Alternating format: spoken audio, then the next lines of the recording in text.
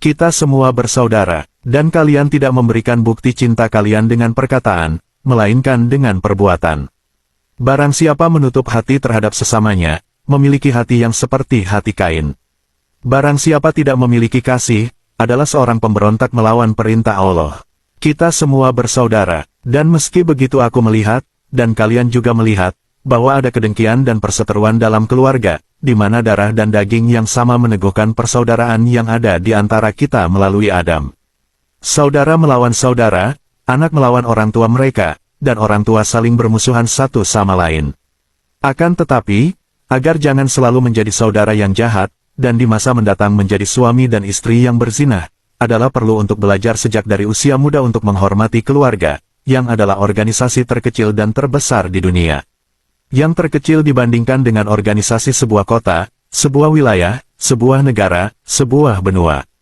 Tapi yang terbesar sebab adalah yang tertua, sebab ditetapkan oleh Allah, ketika konsep mengenai tanah air, mengenai negara masih belum ada, tapi inti keluarga sudah hidup dan aktif, sumber dari suku dan bangsa-bangsa, suatu kerajaan kecil di mana laki-laki adalah raja, perempuan adalah ratu dan anak-anak adalah rakyatnya.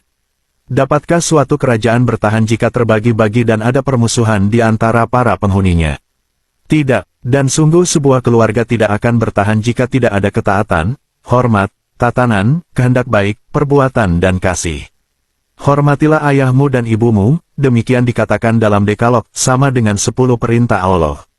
Bagaimanakah mereka seharusnya dihormati? Mengapakah mereka patut dihormati? Mereka dihormati melalui ketaatan yang sungguh, melalui kasih yang benar, melalui hormat penuh kasih, melalui takut sebab hormat, yang tidak menghapuskan percaya diri, tetapi sekaligus tidak membuat kita memperlakukan orang tua kita seolah kita adalah para pelayan dan orang bawahan.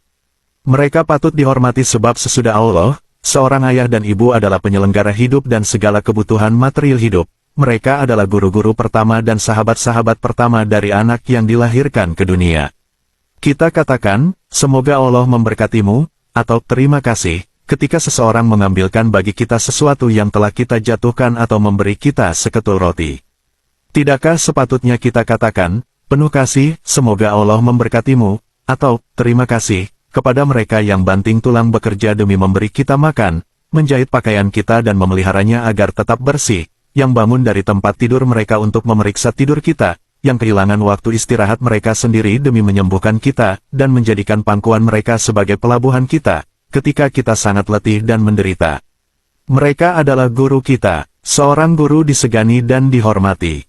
Tapi seorang guru menerima kita ketika kita sudah tahu apa yang paling dibutuhkan untuk menopang dan memberi makan diri kita sendiri dan mengatakan hal-hal yang perlu, dan guru meninggalkan kita ketika kita masih perlu diajari mengenai pelajaran yang paling sulit dalam hidup, yakni, untuk hidup.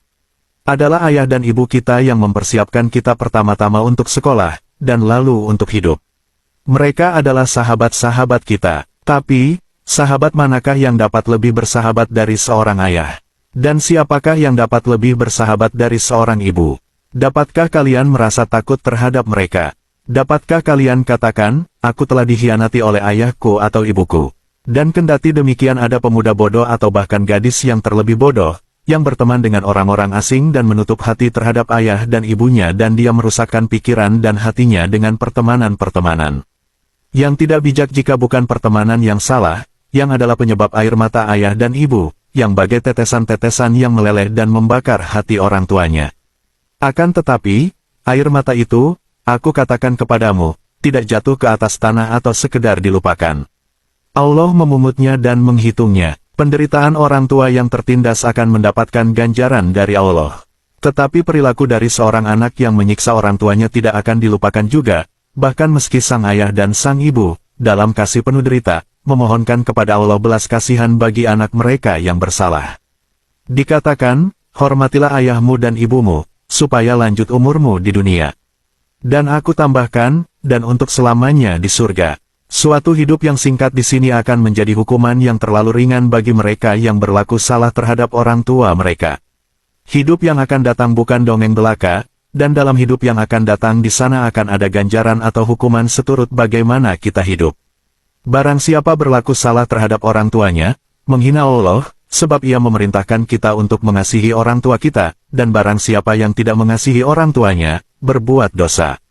Dengan demikian, bukan sekedar hidup jasmaniahnya, melainkan dia kehilangan hidup yang sesungguhnya seperti yang telah aku katakan kepada kalian, dan menuju kematiannya, tidak, dia sudah mati, sebab jiwanya jauh dari rahmat Allah, dia sudah menjadi seorang penjahat sebab dia menghina kasih yang paling suci sesudah kasih kepada Allah, dia memiliki dalam dirinya kuman persinahan di masa mendatang, sebab dari seorang anak yang jahat dia akan menjadi seorang suami yang tidak setia, dia sudah memiliki dorongan kerusakan sosial, sebab dari seorang anak yang jahat berasal pencuri masa mendatang, pembunuh ganas yang keji, lintah darat berdarah dingin, penganut hedonisme, sama dengan paham yang mencari kesenangan semata, yang sinis, pengkhianat yang menjijikkan bagi tanah airnya, bagi teman-temannya, bagi anak-anaknya, bagi istrinya, bagi semua orang.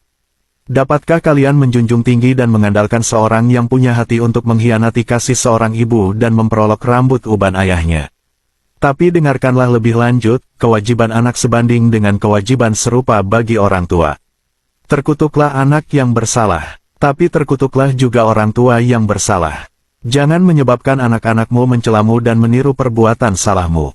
Buatlah mereka mengasihimu oleh sebab kasih yang kau berikan kepada mereka dengan keadilan dan belas kasih.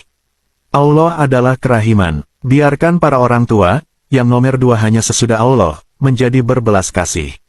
Jadilah teladan dan penghiburan bagi anak-anakmu. Jadilah damai dan pembimbing mereka. Jadilah kasih utama bagi anak-anakmu. Seorang ibu selalu merupakan gambaran utama dari mempelai yang ingin kita miliki.